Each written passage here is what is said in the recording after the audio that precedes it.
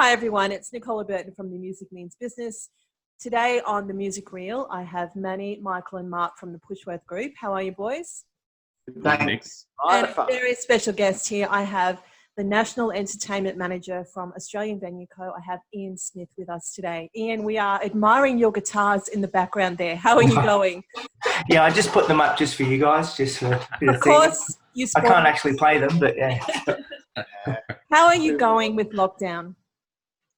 I've adjusted well. I get to still have a job, even though I'm on JobKeeper, like a lot of Australians. But I'm just plodding away, working from home, and trying to figure out, like the rest of the world is, what this new post-COVID world's going to look like.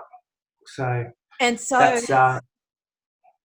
everyone's got their crystal ball out at the moment, and they're trying to predict what it's going to look like, and everyone's got their own theories, and you've got to try and pull it all in and say, well, we're going to lay this on the table and hope it works. So it's just so many unknowns, isn't it? It's like this, isn't it? Everyone's got their fingers crossed going, okay, hopefully.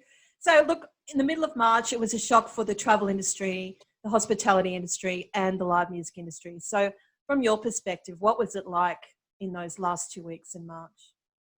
It was awful. I was having to have really hard conversations with musicians and entertainers, saying, guys, you know, we can't do this. Our capacity's been obliterated. You know, this is coming thick and fast. And we had some musicians and DJs saying, look, we'll play for half price. We'll play for quarter price. Some of them ended up just playing for free because we can only have a few people in our venues with one person per 4 square meters. There's not a lot of room there, and some of these venues are big venues, so it was more viable for us to just close the doors, which is a terrible situation, and everyone was in the same boat. You know, we acknowledge that. But yeah, it wasn't a fun 2 weeks, you know, and everyone didn't know how long this was going to last, and people still don't. But you know, just there was a lot of really upset people, a lot of people that were just distraught about the situation. What am I going to do for money? I live week to week, and you know, you guys pay our bills, and you know, it was awful. I'd never been in that position before. So, and I must say, I mean, for the first couple of weeks for us, we just chased payments to try and get the artists paid. And thank God for you guys. You made sure everyone was paid really quickly straight away. So that was a huge, huge bonus for the artists. So thank you very much. Well, I was hard. It was, yeah. I was very, I was confident that we were going to be able to pay everyone. And I really wanted to emphasise that with our accounts team. It wasn't as fast as I would have hoped, but our accounts team were just smashed, and they did a really good job in the end in figuring that whole process out. And yeah, a lot of artists did get paid. Well, everyone got paid as far as I'm concerned. So they did, and that's the thing, is because Alex, our accounts person, was trying to find people, and I guess a lot of your staff had dispersed. And credit to your head office, it was so easy to work with you guys because we weren't so lucky with a couple of other groups. So you know, huge headache. I imagine, yeah, it was a tough time.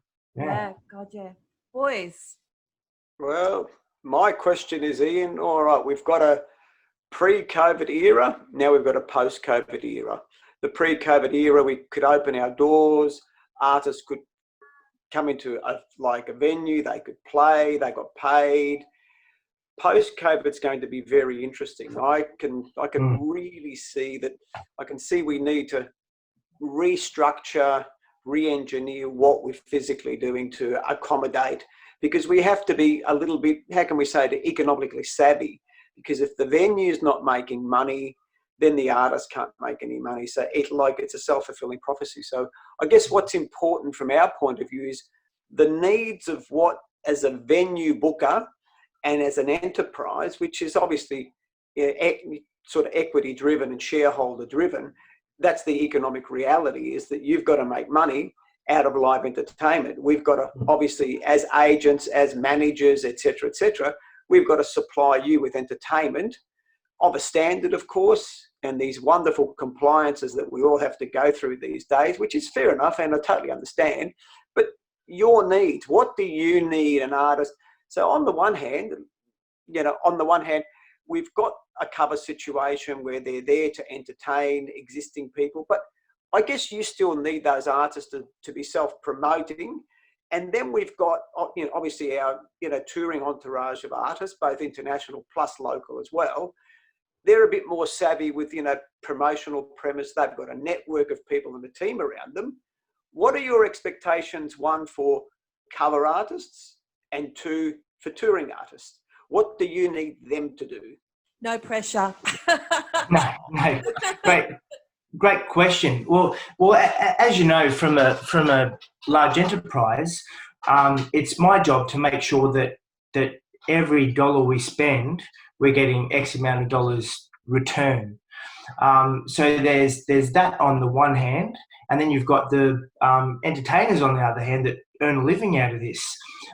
So you're constantly weighing up those two battles. Now we've got all these venues that are trying to get as much out of their entertainment as possible, where in this pre-COVID world, as you say, you could afford to have a few losses. You could afford to have a few nights where it was soft, where people didn't come out, the weather wasn't so great, because all the other days evened that out. I fear that in the future, that's going to be a lot harder, and a lot more venues are going to be a lot more sensitive to that risk. And that's going to be really, really tough. So when you've got these two counter options, you've got the businesses making money on one hand, you've got entertainers trying to earn a living on the other hand, I think it's going to come down to the punters, because like you said, if the venue's not making money, then the venue can't afford to put entertainers on. So how's the venue going to make money?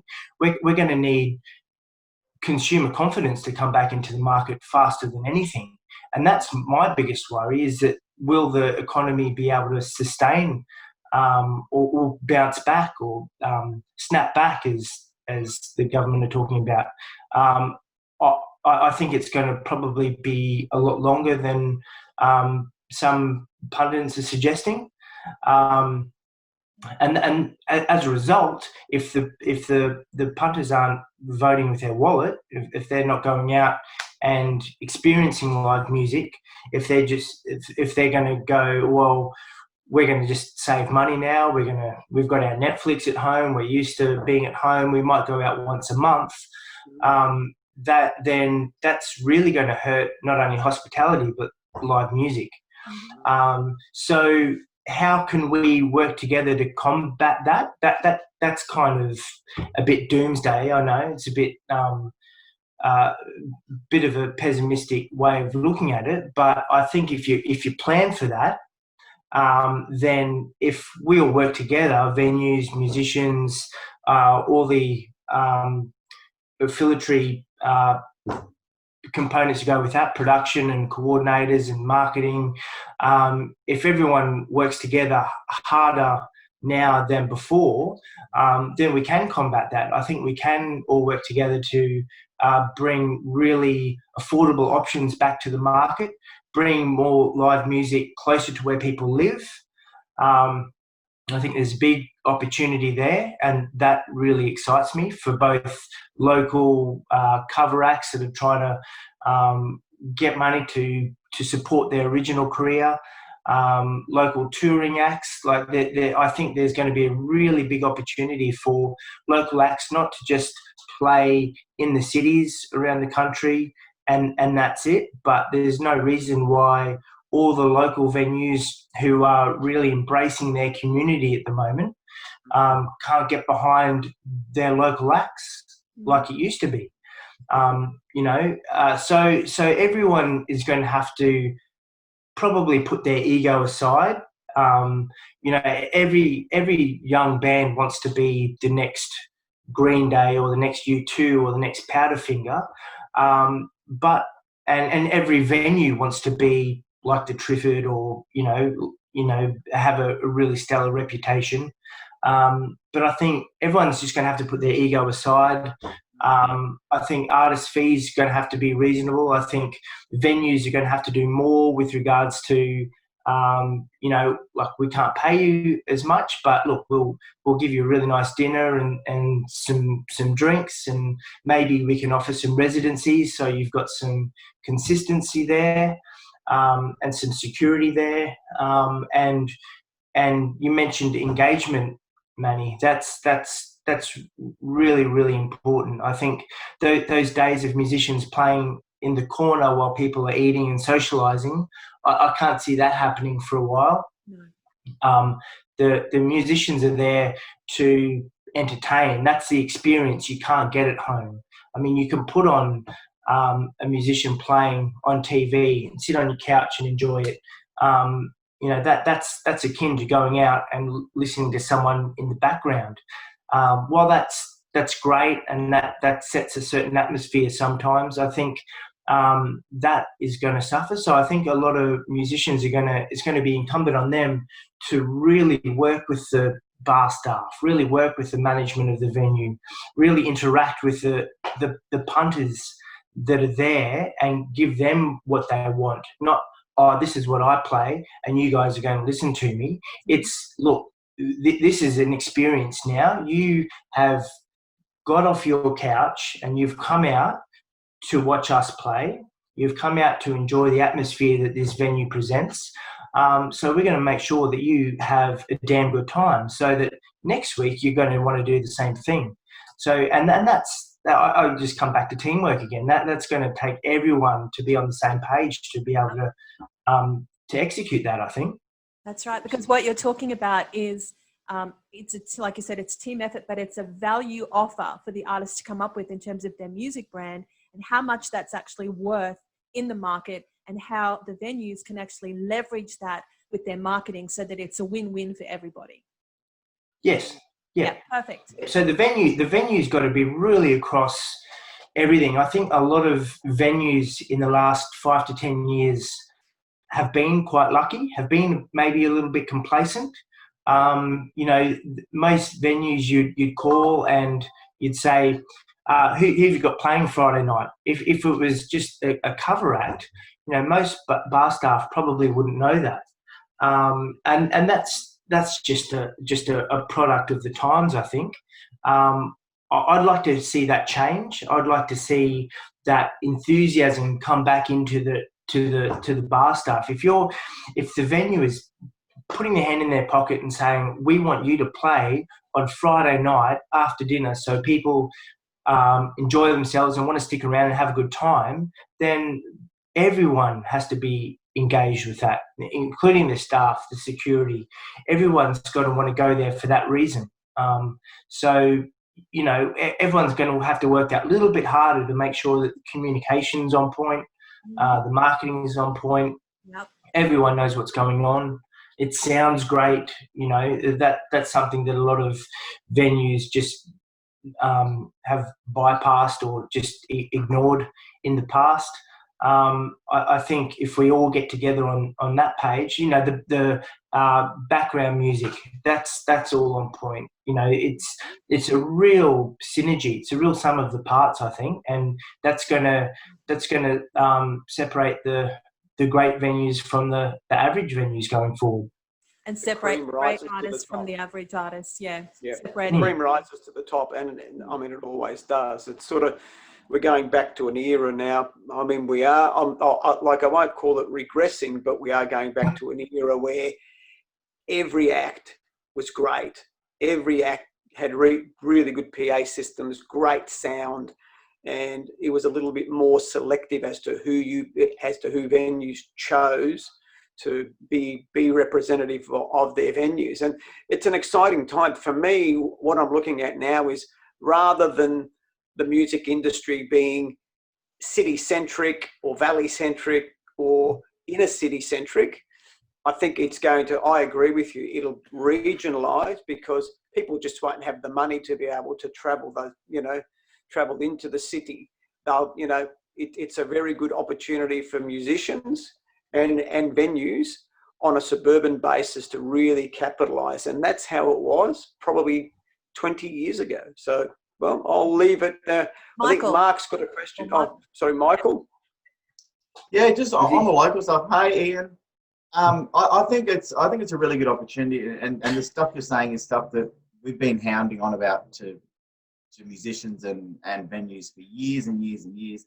And I think for me, the most exciting thing about it all is that I think that when the music industry is, and local venues are healthy, and those, your suburban pubs and not all the inner city ones, when you've got the local suburban areas going well, and there's touring stuff in the local areas and that sort of thing, and people start to embrace that local area, I think that is a really strong sort of point for the music industry. And I think the biggest thing for artists is making sure that, like you said, they're getting on, and they're getting, they're doing all those little things that they might not have done in the past, and they might have been a bit lazy with. So what would your advice be to those acts that want to sort of get to that next level and be an act that's in the front of your mind? What sort of things should they be sort of looking at to do that?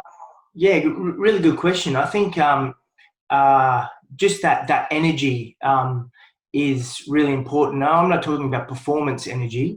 I'm talking about putting ego aside. And I know there's a lot of musicians that their dream is to become an original musician, and that's fantastic, and that should be encouraged and embraced the whole way. But the only problem with that is that sometimes musicians might be embarrassed to say, "Hey, I'm playing down at the local on Saturday night. Come and have a few drinks and listen to some music." Yep. So when I talk about energy, I think musicians, the ones that are going to get the work are the ones that are going to be putting their ego aside and just out there engaging with their audience and like either on social media or on the night. They're the ones that rock up, and they're really positive, and that positivity in their character that exudes throughout the whole venue. And we all know this in the music industry, when you see someone that's just got it, that X factor, and that energy, when they rock up, they're really happy to be there. They go up to the bar staff, they go, "Hey, we're going to have a good night tonight," and that builds that. I mean, that's ultimately their role in a venue is to create that atmosphere, whatever that atmosphere is. It's discussed. It's like a good sports analogy. I mean, you don't just run out on the field and cross your fingers and hope everything's going to work. You discuss your game plan. These type of things, not a lot of venues and acts do, but the ones that do, it really works. So I think artists can really do themselves a favour, and venues can really do themselves a favour. As I said, it's a team effort of working through all those. It's not just, okay, you just do your job. You go up there and you play. I don't want to know you. And the artist just rocks up and goes, I don't want to be here tonight. I just want to get paid and get out of here. That attitude, that's not going to cut it in the future. It's just not. Yeah, I think it's been a really good, I think what you're saying with that as well is it was really common that artists felt like it was their right to perform, and they're almost entitled, and it was owed to them. So I think it's a really good point for people to sort of, for acts to know that it's such an honour and such a privilege to get a gig and to play music full time, or to, do 1 or 2 gigs a week. And I think once, people can put the egos aside and actually understand the actual reason that they're actually at the venue and why they do what they do, I think there'll be a big change. And I'm actually excited for how things change. We are so excited. It's so important. Yeah. Mark. Yeah, I'm excited. I think I think I am quite positive at what this new world looks like. Yeah. I think the musos that get it, the musos that understand, and entertainers that understand the big picture, understand the economic forces at work. I think they will really capitalise on this situation, and they'll make a healthy living out of this. Agreed. Mark, over to you. Ian, how you been, mate? I'm well, mate. How are you? Good, thank you, mate. Good. Hey, just wanted to quickly ask, obviously with all the craziness that's just gone on in the last couple of months, what have been your top 3 tips to keep yourself sane, healthy, and just moving along?